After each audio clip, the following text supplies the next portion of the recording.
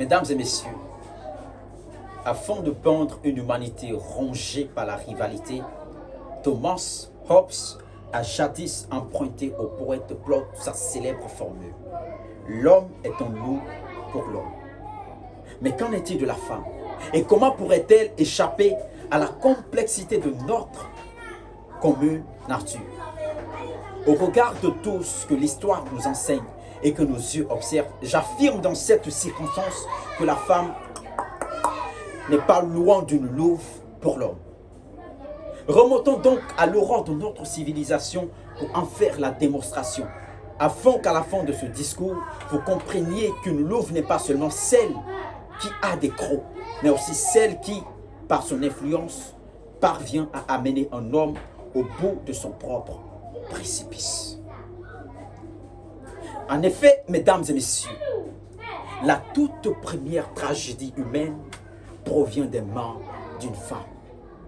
Et selon la bouche de la Sainte Bible, en Genèse chapitre 3, Ève succombe à la tentation du serpent, occasionnant ainsi la fermeture du paradis.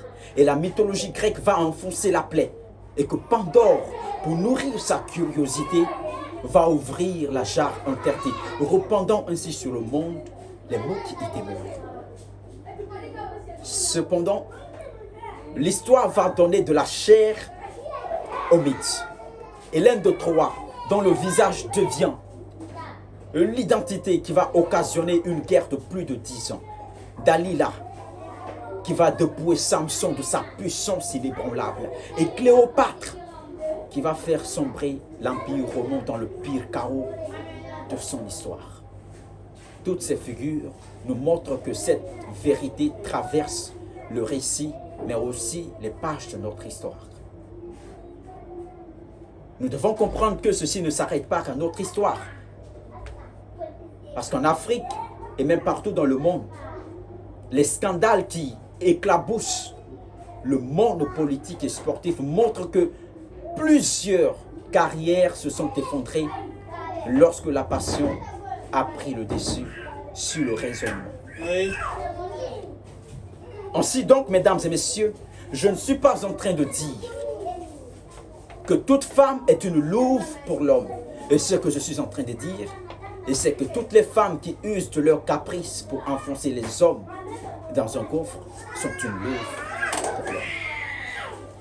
Et pour finir, d'Ève à Dalila, de Cléopâtre à Pandore, il ne m'était pas demandé de condamner la femme, mais de prouver une vérité. Et au-delà de tout ce qui précède cette démonstration, je crois l'avoir faite. Merci.